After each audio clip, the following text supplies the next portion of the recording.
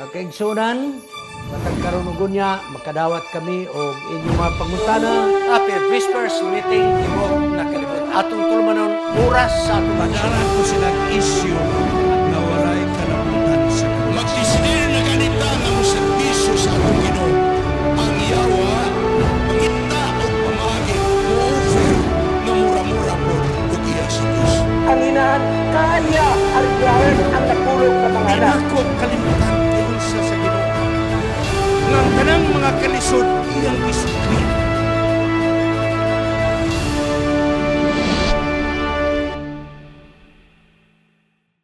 Happy Sabbath sa tibuok kalibutan. Ang atong is Anis Media Ministry, Cagayan City, makigkaubang kaninyo ng pipila ka mga gutlo alang sa atong divine service. Sa pagsugod, magampo kita. Gamhanan nga Diyos.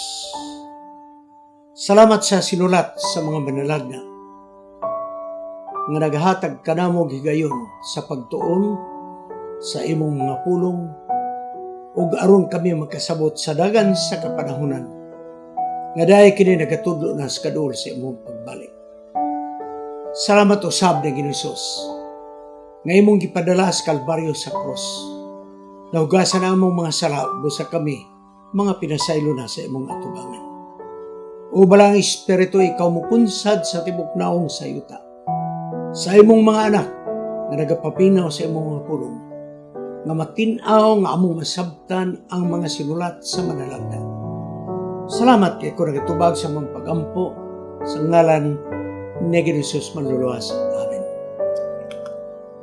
Mga kaigsunan, sa mao gihapon nga kaagi atong ipadayon ang pagtuon sa sinulat sa balasahon ni manalagna Daniel. Daniel, Wisdom to the Wise. Sa kalibro nga sinulat ni Dr. Sravko Stefanovic, ang akong professor sa Old Testament sa seminary. Magpadayon ito mga kaigsunan karon ni anag yuta sa Daniel chapter 5. Iirog na yuta bago na po ni nga pagtunato sa chapter 5. Introduction. Belshazzar's Banquet. Muna nga atong topic na hisgutan. Sa Daniel Kapitulo 5, versikulo 1, nagayon din si Belshazzar nagatawag sa dako nga bangkete, kumbira kaon. Kauban siya mga dagkong tao, nangahubog, linibuk ka mga tao ang iyang gibitar. Ug sa sige na sila giinom, nag-order dayon si Belshazzar nga hari nga kadtong mga balaan nga mga kupa o guban pa nga gihakot ni Nebukadnesar sa diha nga iyang napildi ang Jerusalem, iyang giguba ang templo nga gibutang ni Hari Nebukadnesar sa usa ka lawak. Wala gyud to hilabti. Karon nahubog na si Belshazzar, nag-order siya. Dada kato mga kupa gikan sa templo. O gihimo nilang tagayan mga kaigsunan. Gihimo nilang tagayan sa mga bino. Kauban sa mga asawa. Mga secondary wives sa iyang mga dagkong mga tao. Nagudya ka Panginoon o ang ilang gihimong tagayan ang balaan ng mga kupa sa templo sa Jerusalem. Sama sa bilaagi nga mga kapitulo nga atong natunan, ang Daniel Kapitulo 5, sugilanong gihapon kini sa korte sa hari. Ang Daniel Kapitulo 5, mao kini ang kasaysayan sa pagkagunob sa gitawag Neo-Babylonian Empire na itong 539 BC. 20 katuig nga milabay tapos nga namatay si Hari Nebukadnesar.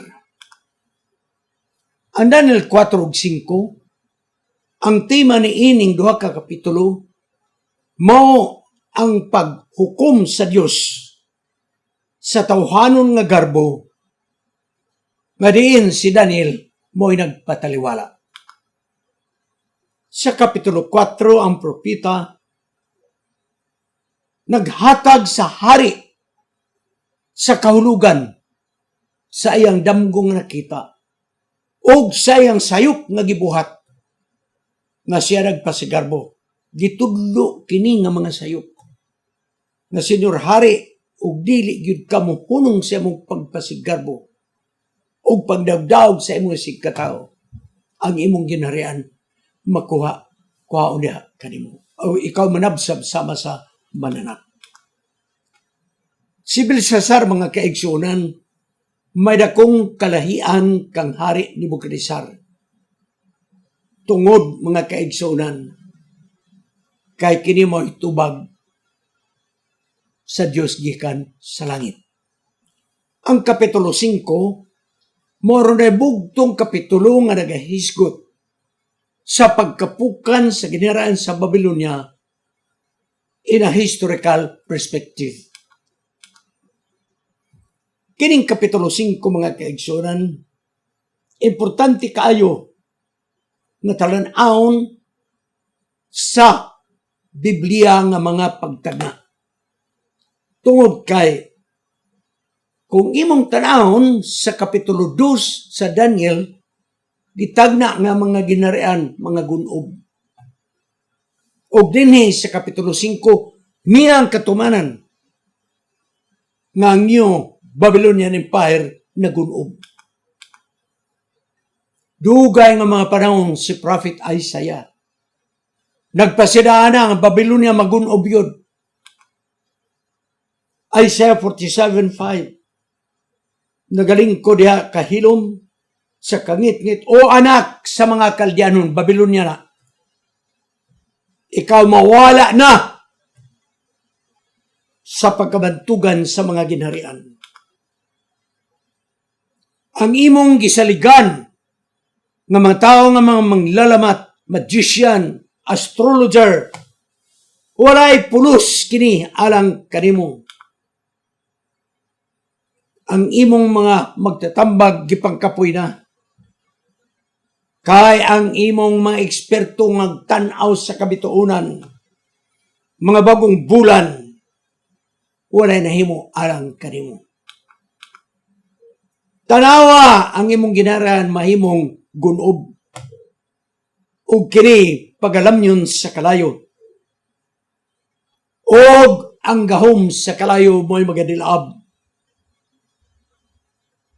Nga kining imong ginharian maut-ut sa kalayo. Igsoon, wala pa may tabo ang pagkapukan sa Babylonia gitagna na daan ni Isaiah.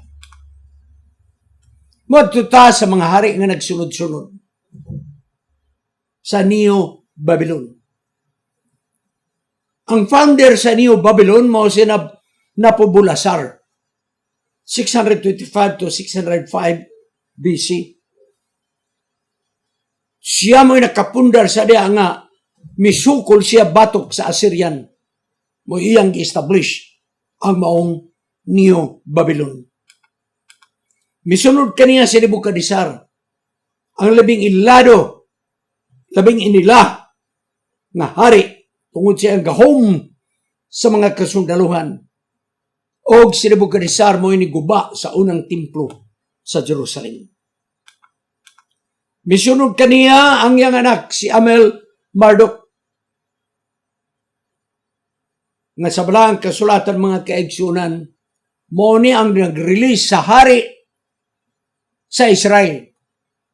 Wala niya dad ang abihag. Ihay noong gipakaon kauban sa palasyo. Pagkanindot nga record. Ang ikaupat mga kaigsunan mo sa Nirig Lisar, 560-456. Nga naman, iyang gipatay si Amel-Marduk. O niya, misunod kaniya si Labash-Marduk. Mubo lang ang panahon kay siya usab. Gipatay ni Nabonidus. O karon igsoon si Nabonidus mao na ang hari sa Babylonia. 556 to 539. Siya mo'y katapusang hari sa Neo Babylon. Ugo niya natapos ang iyang gahom sa panahon ni Cyrus the Great sa Medo-Persia. Apan mga kaigsunan, ang iyang anak nga si Belshazzar, iyang gibilin sa Babylonia samtang siya milayas ngadto sa Arabia. Tingali naglikay sa pagsulong sa mga sundalo. Sumala sa history mga kaigsunan. Si Belshazzar, anak ni Nabonidus. Apo ni Nebuchadnezzar sa mother side. Og si Belshazzar mga kaigsunan, nahisgutan lamang sa Biblia. Dugay gipangita sa mga archaeologist o historian kung nabay record ng mga karaan nga naa si Belshazzar. At last, mga kaigsunan, nagkaplagan sa mga archaeologist dito sa mga cylinder nga mga clay. Adunay record nga gitawag Nabonidus Chronicle naghisgot kang Belshazzar. Adunay sa document nga gitawag Prayer of Nabonidus na gyapon naghisgot kang Belshazzar. O dunay cylinder nga gitawag Nabonidus Dream, mga record kini nga daan nga nakaplagan sa archaeologist. Naghisgot kang Nebuchadnezzar, akin Belshazzar. Mao nga kaniadto ang mga Bible scholars nagduda. Ngano nga sa Bible ra magyud makita si Belshazzar, wala man sa other document, pero at last igsoon napamatudan naagi ay. Ang katapusang napulo ka tuig ni Hari Nabonidus, didto niya gigasto sa Arabia. Og iyang gibilin ang iyang anak na si Belshazzar, vice regent niya, og eventually wala madugay, gikoronahan nga hari. Unom ka mga higayon, niini na chapter 5, naghisgot na si Nebuchadnezzar amahan ni Belshazzar. So na ay conflict mga kaigsunan. Kaya history naghisgot na si Belshazzar anak ni Nabonidus. Samtang ang Bible nagingon nga si Nebuchadnezzar anak niya si Belshazzar. So atong tanawon mga kaigsunan. Sa Hebrew manggod ang pulong Ab nga naon gihubad kinig amahan. Aba, Ab. Apan igsoon sa Hebrewanon, ang Ab na father o grandfather gikan sa pulong Ab. Depende sa context sa teksto. Genesis 4:20, 21, Genesis 28:13. So ang grandfather gitawag Aba gihapon. Mao ni mga kaigsuonan na kung imo basahon chapter 5, ang girecord diha si Belshazzar mo amahan. But actually, historically, grandfather. Tungod kay ang Ab nga father, ma-apply gihapon sa grandfather. So dinigson chapter 5, mo ang katapusang record sa supremacy sa Babylonia sa tibok kalibutan. Ang nagsulat mga kaigsunan wala mga-mention sa iyang pagkahari ni adtong nagsunod-sunod nga upat ka mga hari sa Babylonia. Ang focus igsoon sa chapter 5 dili sa family background ni Belshazzar. Wala kini gi-focus mga kaigsunan. Apan ang gi-focus mga kaigsunan sa Bible mao ang iyang binuhatan, dili ang iyang family background. Outside sa Bible, dugay nga mga panahon walay record nga nakaplagan nga dunay hari Belshazzar. Hangtod wala madugay nakaplagan o adunay 37 text sa history nga nakalutan sa archaeologist nga nagpamatuod na si Belshazzar mo'y katapusan nga naghari sa Babylonia.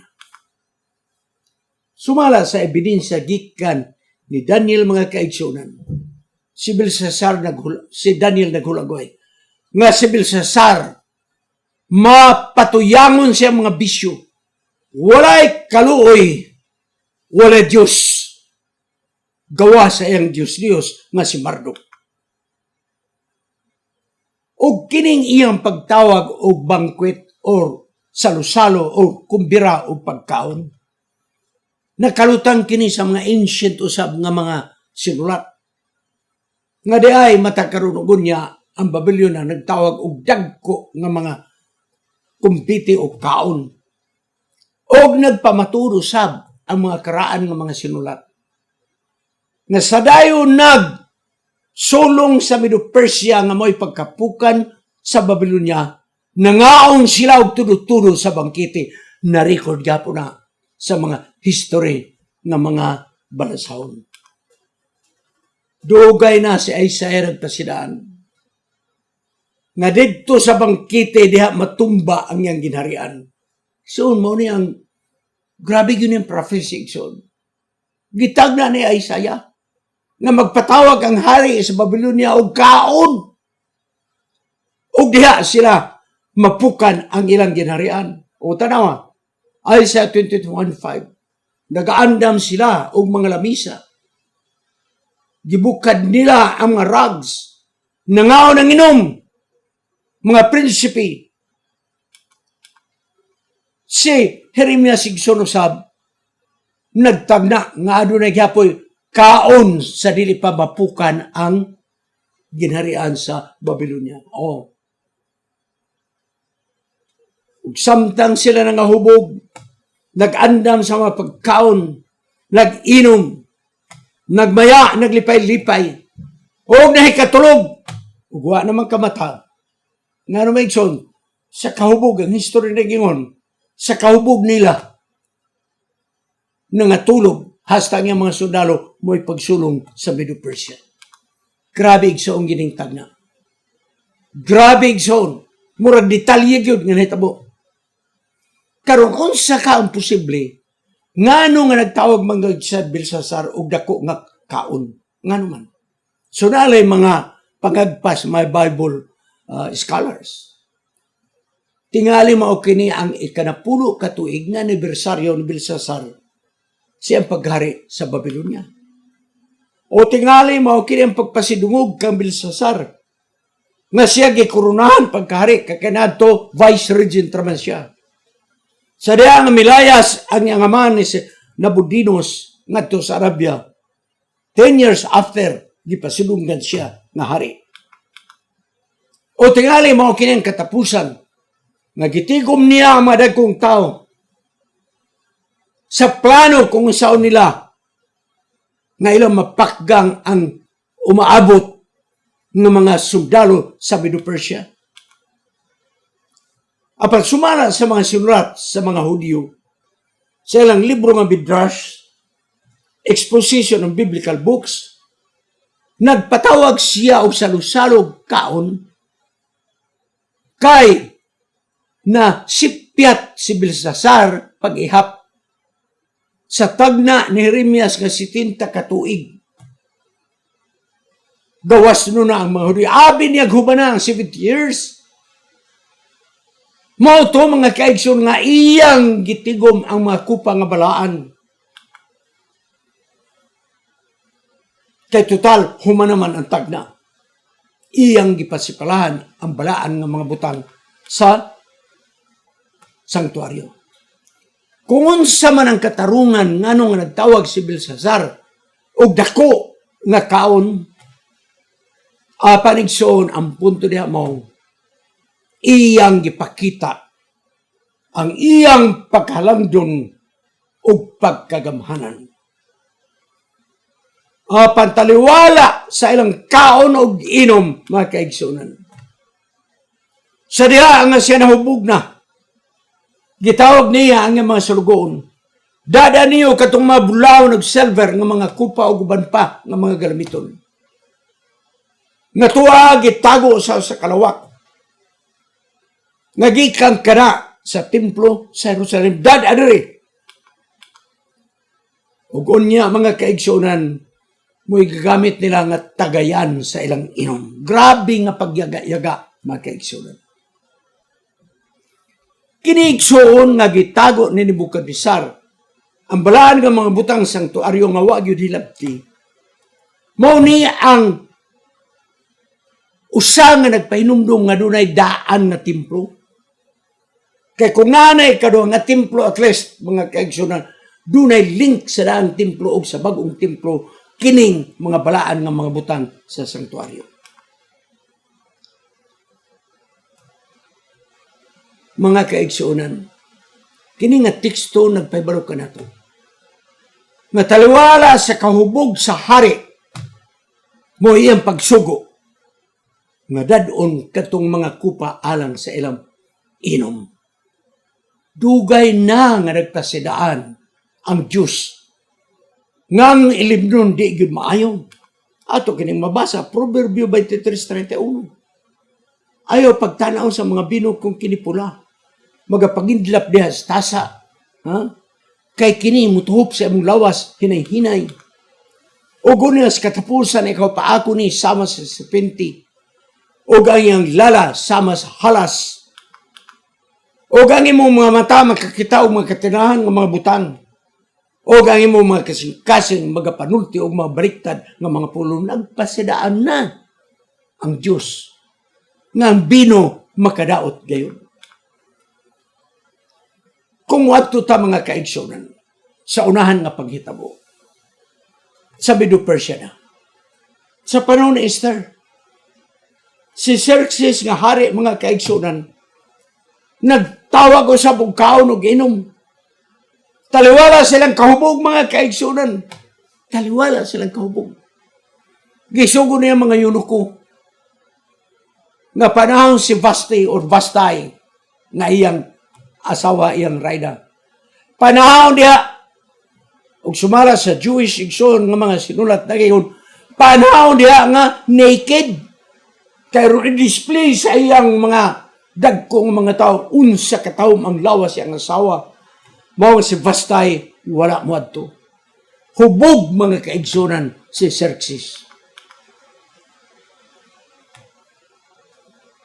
Si Belshazzar, gawas sa iyang pagpasigarbo, ano na pa yung mga duha ka mga butang. Nga ang Diyos, wala mahimot kaniya. 1. Iyang gisalikoy ang karaan nga batasan sa mga taga-Babylonia. Nga kung ano na'y salo-salo, ano na'y kaon. Lainon ang lamisa sa mga babae o sa mga lalaki.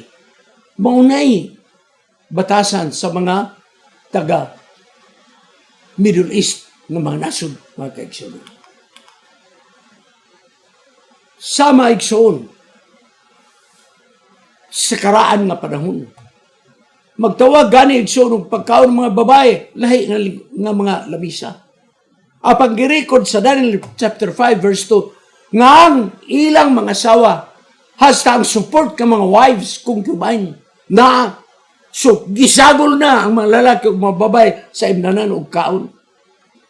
Si Xerxes, pagtawag niya kaon o inom, gilain ba yung mga babae o lalaki? Esther chapter 1 verses 9 to 12. O ang ikaduha mo, natalwala sa lang kaon o inom, nagsimba sila sa ilang Diyos-Diyos. Tanawa, Daniel chapter 5 verse 4. Sa diyang nahubog na sila, nagdaig sila sa ilang Diyos, mga Diyos, nga bulawan og silver, mga bronze, putaw, kahoy, og bato. Kinigsoon is very alarming. Sa ilang kaon og inom, nagsimba sila sa ilang Diyos-Diyos. Ogon niya mga kaigsunan, iyang ni nga panunod sama kang Belshazzar sa iyang apuhan na sa iyang aman nga si Nabonidus magsisimba usab sa ilang Diyos nga si Marduk. ug samtang sila nag-inom ug nagkakaon, ilang igsuon giinsulto ang Dios sa mga Hudyo. Pinagi sa paghimo sa balaan nga mga utensils, silver, gold, gihimong tagayan. Balaan kadto nga mga butang, apan gigamit atubangan sa mga Diyos-Diyos, mga kaigsunan. Karon umaabot na ang mga taga Medo Persia. Mao mga kaigsunan, nga tingali, katong ilang pagsibag-sibag Diyos-Diyos, katapusan na to nilang diskarte. Kay hunauna nila nga ang ilang Diyos nga si Marduk, makatabang kanila, nga mapakgang nila ang mga sundalo gikan sa Medo Persia. Mga kaigsunan, ang leksyon nga itong makuha mo sa adlaw sa atong Ginoo. In the day of the Lord, which is the day of judgment. Nagingon ang Salmo 115, versikulo 4, ang ilang mga Diyos-Diyos nga salapi ug bulawan, nga binuhat sa kamot sa tao. Sila may mga baba apan di magkasulti. May mga mata apan dili magkakita. May daunggan apan di magkadungog. May ilong apan di makasimhot. May kamot apan di kini magkagunit. May tiil apan di magkalakaw. Walay tingog gikan silang tutudlan nga mugula. Kay kadtong mga tao nga nagkulit niining mga Diyos-Diyos, may sama sila ni ining estatwa nga ilang gisalagan nga walay pulos. Igsoon ang lesson nga atong makita. As an introduction sa chapter 5. Walay pulos ang pagsalig sa mga butang. Wala. Kay sa adlaw sa atong Ginoo, the day of the Lord and the day of judgment, ang Ezekiel chapter 7 verse 19, first part, ilang ilabay ang ilang mga Diyos nga salapi sa kadalanan. Ang ilang mga bulawan, kininahimong mga mahugaw. Ang ilang silver ug salapi, silver ug bulawan, dili makaluwas kanila sa adlaw sa kaligot-got sa Dios. Mga Diyos, bulawan nga silver ug silver. Mga bulawan ug silver bahandi, dili makaluwas kanato sa adlaw sa kasugo sa atong Dios. Dili kini magkatagbaw kining salapi nga nasa atong kamot.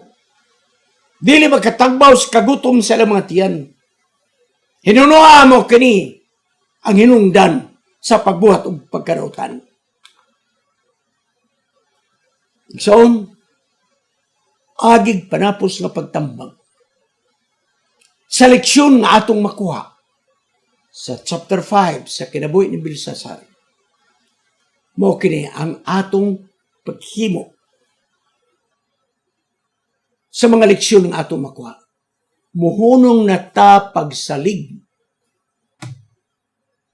sa bisag unsa. Salapi, di nato na saligan. Kadungganan, di nato saligan. Katungdanan, dili nato saligan. Muhunong na ta pagsalig niya na. Salapi. Kaya sayang tao magbati nga sa gamhanan kung naay mga salapi. Pangatungdanan nga tagas, magasalig. Kadungganan, magasalig. Ihunong nato ni mga kaigsunan. Kay dili kini makatluwas ka nato sa adlaw sa kasuko sa atong Diyos. Akong kutloon, ang usa ka istansa og koro. So sa kalawiton nga naguluhan, Only trust Him. By John H. Stockton. Umari ka mo, matagkalag, nga gidaog-daog sa sala. Adunay kaluoy ang Ginoo, kay sigurado nga siya maghatag og kapahulayan kung kamo musalig sa iyang mga pulong. Siya lamang mo imong saligan. Siya lamang mo imong saligan. Siya lamang imong saligan karon. Luwason kaniya. Luwason kaniya ug siya magaluwas kanimo karon.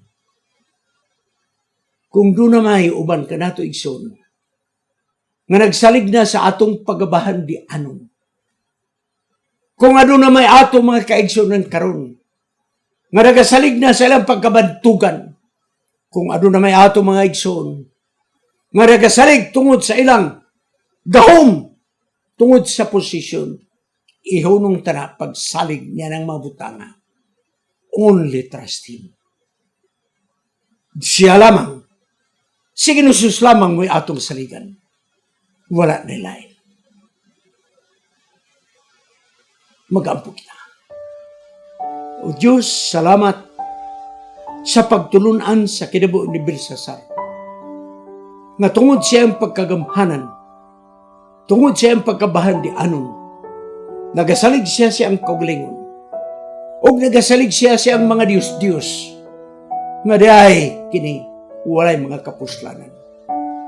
Ang amo lamang Ginoo, bisan pa kung doon na kami mga bahandi, bisan pa kami adunay mga kadungganan, bisan pa kami nagkupot sa mga tanggaas nga katungdanan, dili kami magasalig ni ini. Apan sama sa alaw ito nga nagyon, ikaw lamang, o Diyos, mo among saligan. Kining tanang among pagadawaton sa ngalan ni Jesus manluluwas. Amen. Kining inyong higala, si Pastor Wendell Munggaya Serrano, nga inyong igsoon usab, magkapadasig sa matagos sa kaninyo sa pag-like, pag-share, labaw sa tanan, sa pag-subscribe sa atong YouTube channel ng pangalan Wendell Munggaya Serrano, ug ayaw kalimot sa pag-click sa notification bell hangtod sa sunod nga higayon magkita na usab kita.